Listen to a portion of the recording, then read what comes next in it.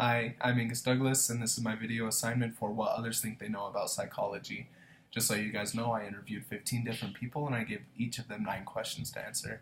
And I got a lot of feedback, and I wanted to talk about everything that they told me and some of the things that really struck me as interesting or things that made me think. And the first one that I wanted to talk about was the question whether or not caffeine is good for you. And a lot of people that I asked this to, they admitted that caffeine was not good for them. And some of them said that caffeine is good for them and that they love caffeine and everything about caffeine is awesome. But the people that admitted that caffeine was bad for them, the interesting thing is that they also told me that they still loved caffeinated drinks, that they still loved getting that energy from caffeine. And I thought that was the most interesting, because even though we as people understand that something like caffeine is bad for us, we continue to partake of it. We continue to induce that into our lives. And so I thought that was kind of interesting. One of the other things that really got me thinking was when I asked them the question on whether or not opposites attract.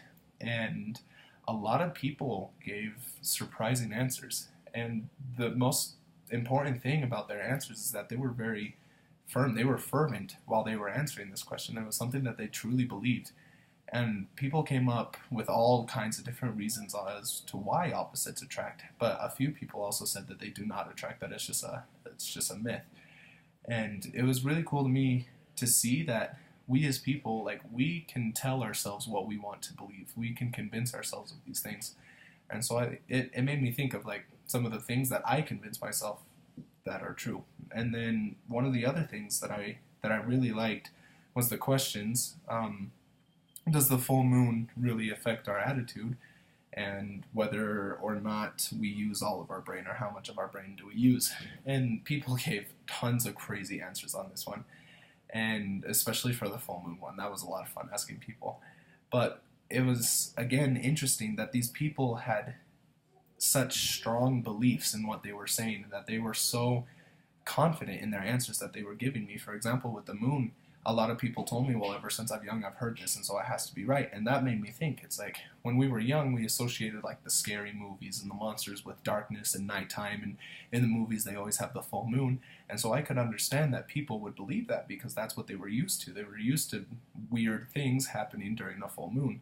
And then some people gave me the answer, no, nothing's weird. But then some people gave me a scientific answer, talking about gravity and pulling out our brain and blood and everything. And so that was really cool to see the different spectrums of the people's thought process in that, and especially for the brain usage.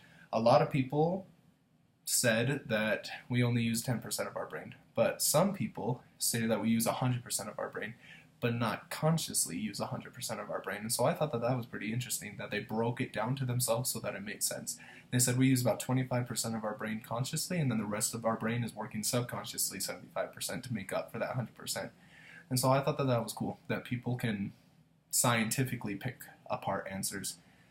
And the last thing that I really enjoyed about doing these interviews is that it helped me open my eyes personally. It helped me start to think critically about all of these different questions. And sure, there are right answers and there are wrong answers, but that doesn't just throw my opinions out. And so I really enjoyed being able to look at what I believed about them, and then what I know about them, and then what other people know and believe about them. Because we have to remember, there are two sides to every single story. There are reasons behind everything. And so that was my favorite thing about doing these interviews, was to see where I stand and where other people stand. And so I really hope that I can continue learning from these different kind of people.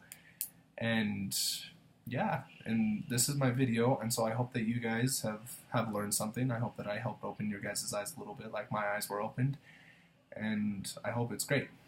Well, hey, thank you so much for watching.